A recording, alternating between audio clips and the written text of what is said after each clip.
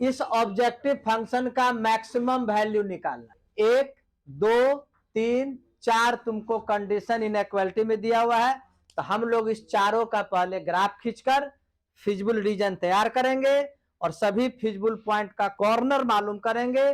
Feasible corner के coordinate को ये ऑब्जेक्टिव फंक्शन में इनपुट करके हम लोग पता लगा देंगे किस पर मैक्सिमम है या मिनिमम है।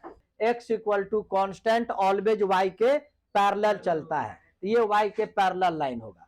चलिए second, x plus y is greater equal to 5, यहां भी लिखोगे कॉरेस्पॉन्डिंग इक्वेशन, टेबल तैयार कर दोगे। देखोगे एक बार x को 0 लिखोगे तो y का वैल्यू 5, y को 0 लिखोगे तो x का वैल्यू 5। अब आइए third, corresponding equation x plus 2y equal to 6, table बनाओगे, x का वैल्यू 0 तो y का वैल्यू 3 और y का वैल्यू 0, x का वैल्यू 6। ये तो पता ही है, y is greater equal to 0 मतलब x के अपवर्ड साइड हो जाएगा। चलिए तीनों के द्वारा हम लोग अब एक ग्राफ खींचते हैं। वैल्यू कैसे लिखोगे, इंडिकेट कैसे करोगे? देखो यहाँ पर 3 है, 6 है, 5 है, तो हम लोग 1 2 3 करके चल सकते हैं। यहाँ क्या है, x इक्वल टू 3, यानी x एक्सिस पर 3 पॉइंट ढूंढो और y के पैरेलल लाइन ड्रॉ कर दो। यहाँ पर लिख दो x इक्वल टू 3। अब शैडो किधर होगा? क्लियर स्पष्ट बोल रहा है, x इज ग्रेटर देन 3, यानी x 3 से बड़ा है, तो बड़ा राइट साइड होगा या लेफ्ट साइड? राइट साइड होगा, इसलिए राइट साइड इसका शैडो होगा। एरो दे दिए, पता चलेगा। सेकंड, x0 y5 यहां मिलेगा और x5 y0 यहां मिलेगा। यहां भी स्केल रख करके तुम लाइनिंग कर दो, इक्वेशन भी लिख दो। चलिए ये शैडो किधर होगा? ये जो लाइन है इसके इस पार्ट होगा या इस पार्ट? तो 0 0 रखकर टेस्ट किया जाता है, क्योंकि ये लाइन 0 0 से नहीं पास करता है। चलिए x के जगह पर 0 और y के जगह पर 0 इनपुट करो। 0 प्लस 0, 0 बड़ा है या बराबर है 5 से? यह स्टेटमेंट गलत है नहीं? इसलिए 0 0 की ओर शैडो ना होकर ऊपर उसके अपोजिट साइड शैडो होगा। ये एरो पता चल रहा है, अपोजिट साइड होगा। Next of x0 y3, x0 y3 यहां मिला और x6 y0 यहां मिला। अब इसको मिलाओ, इसके इक्वेशन को लिख दो। ये शैडो किधर करेगा?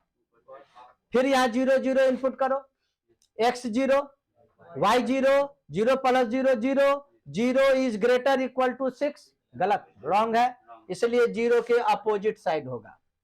यह भी इधर ही शैडो बतलाया। एक है y is greater equal to 0, always x axis के ऊपर। अब दिमाग लगाओ, शैडो किधर होगा? शैडेड जो पार्ट होता है that is called feasible region. तो देखो किधर होगा, यह लाइन बोला, यह इस लाइन के इस साइड शैडो करना है हमको, इधर जाना ही नहीं है। ये लाइन के ऊपर शैडो करना है, नीचे नहीं जाना है। यहां के बाद यह भी लाइन कहता है हमसे भी ऊपर जाइए, और यह भी लाइन फिर कहता है हमसे ऊपर जाइए। तो गौर करते होगे, ध्यान दोगे, इसकी जब बात अगर मानी जाए, हम शैडो इधर करते जा रहे हैं या नहीं? यहां के बाद इसकी बात माननी बंद हो जाएगी। ये बोलेगा यहां से कीजिए, तो ये रोक देगा ना, बोलेगा जी नहीं हमसे इधर रहिए। चलो इसकी बात अब मानना है, यहां के बाद फिर इसकी भी बात मानना बंद हो जाएगा। ये बोल रहा है कि हमसे इधर रहिए, ध्यान दे रहे हो कि नहीं? बोर्ड मॉडल क्वेश्चन है, सीरियसली पढ़ो। यहां के बाद ये बोलेगा हमसे इधर रहिए। इसका मतलब हुआ यह जो फिजिबल रीजन हुआ यह चारों तरफ से घिरा हुआ नहीं है, इट मीन्स यह अनबाउंडेड फिजिबल रीजन आ गया है कि नहीं? यह तुमको अनबाउंडेड फिजिबल रीजन है। चारों तरफ से अगर घिर जाता तो बाउंडेड होता।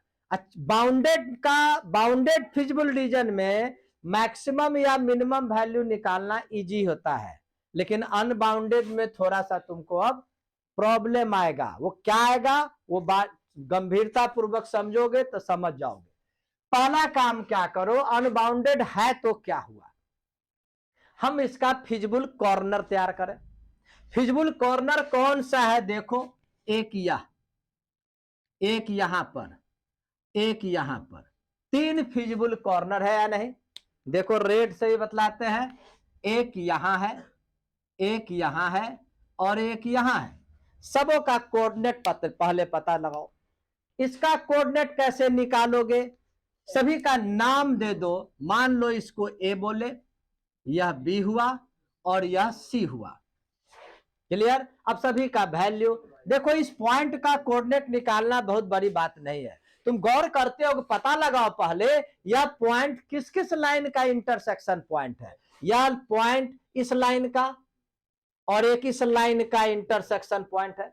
यानी इन दोनों को यदि सॉल्व करोगे तो आराम से ए का कोऑर्डिनेट निकलेगा। ए का कोऑर्डिनेट क्या मिला? आसानी से बन जाएगा। एक्स कोऑर्डिनेट तो 3 है ही, एक्स का वैल्यू 3 इनपुट करोगे तो वाई का वैल्यू 2। चलिए बी का कोऑर्डिनेट कैसे निकालोगे? तो बी पॉइंट किसका इंटरसेक्शन है? इन दोनों का। इन दोनों को सॉल्व करोगे तो लिखोगे बाय सॉल्विंग। इसको मान लो इक्वेशन 1, इसको मान लो इक्वेशन 2। अगर 1 में से अगर 2 को माइनस कर देते हो तो क्या होता है?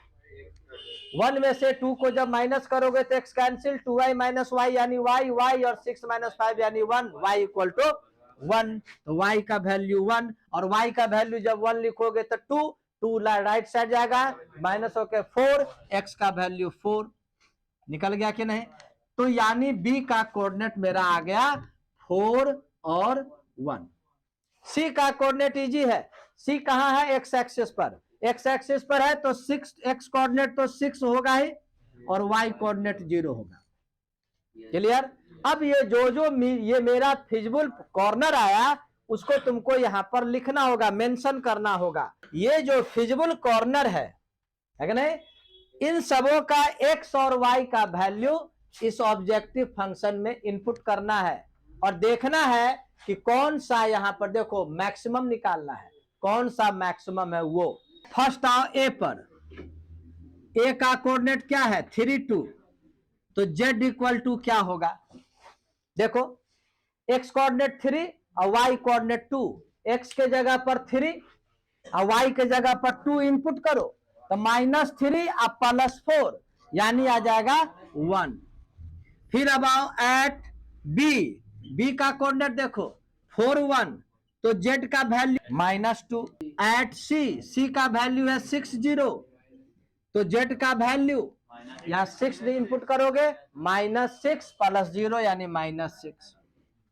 गौर करना एक चीज, यदि यह फिजिबल रीजन बाउंडेड होता, फिजिबल रीजन यदि बाउंडेड होता तो मैक्सिमम वैल्यू 1 हो जाता है नहीं? किस पर? तो x पर इक्वल टू 3 और y इक्वल टू 2 पर। लेकिन यहां पर फिजिबल रीजन अनबाउंडेड है, इसलिए हम लोग यह नहीं कह सकते हैं कि मैक्सिमम वैल्यू 1 ही है, क्योंकि ये फिजिबल अनबाउंडेड कहां तक जा रहा है पता नहीं चल रहा है। इसलिए हम लोग डिसाइड कैसे करेंगे? 2 टाइप का क्वेश्चन होगा, हम दोनों तुमको समझा देते हैं। अगर मैक्सिमम की बात बोलेगा तो हम लोग मैक्सिमम वैल्यू पर ध्यान देंगे। यदि मिनिमाइज करने की बात आती तो हम लोग मिनिमम वैल्यू पर ध्यान देते। मिनिमम वैल्यू है ना? अब आइए, चूंकि ये अनबाउंडेड रीजन है इसीलिए हम एक और इनइक्वेशन का ग्राफ इसी में ड्रॉ करेंगे। वह कौन होगा वो देखो, है कि नहीं? यहां पर घेर दिए, अब इसको बनाते हैं। देखो ये ऑब्जेक्टिव फंक्शन जो है लिख दो, नाउ -x + 2y। ये क्या कह रहा है? मैक्सिमम। मैक्सिमम बोला ना, तो इज ग्रेटर इक्वल टू। यदि मिनिमम बोलता तो स्मॉलर इक्वल टू। बात को समझो, हम दोनों क्वेश्चन तुमको बतला रहे हैं। मैक्सिमम बोला तो ग्रेटर इक्वल टू किसके? मैक्सिमम 1। तो यहां 1 लिखोगे और इसका ग्राफ खींचोगे। यदि यहां मिनिमम होता तो हम क्या लिखते? देखो यहां पर बतलाते हैं, यहां पर सिंपल बतला देते हैं तुमको।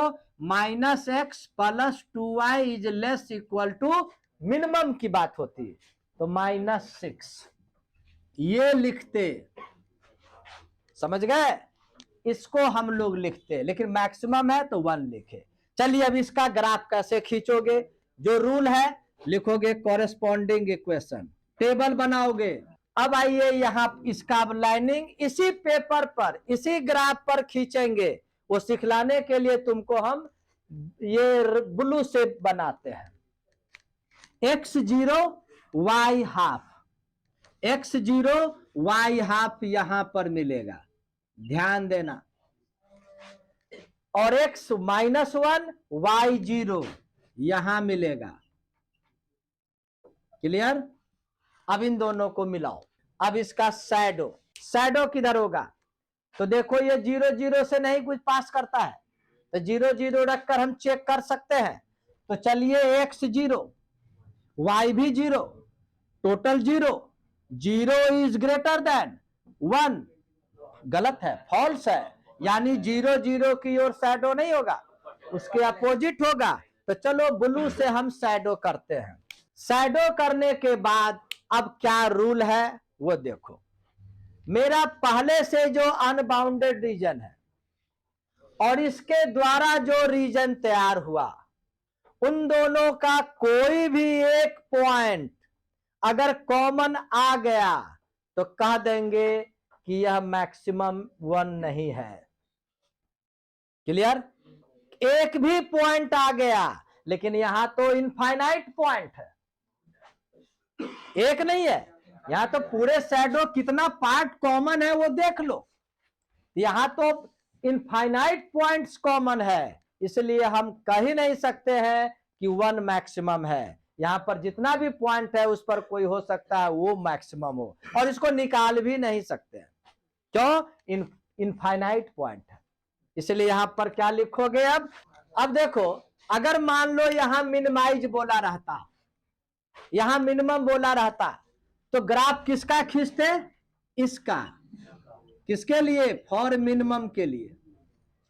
और इसका ग्राफ खींचते, अगर इसका ग्राफ का जो कोई भी पॉइंट इससे अगर कॉमन नहीं करता तो मिनिमम वैल्यू ये हो जाता। कब कॉमन नहीं करेगा? सपोज करो एक लाइन इस प्रकार से चलता और उसका रीजन इधर हो जाता, इसका रीजन इस साइड है, तो एक भी पॉइंट कॉमन नहीं होता, तो कह देते यही मिनिमम वैल्यू है। वो पता तभी चलेगा जब इसका ग्राफ खींच करके देखेंगे। यह बोर्ड मॉडल क्वेश्चन है, इंपॉर्टेंट क्वेश्चन है।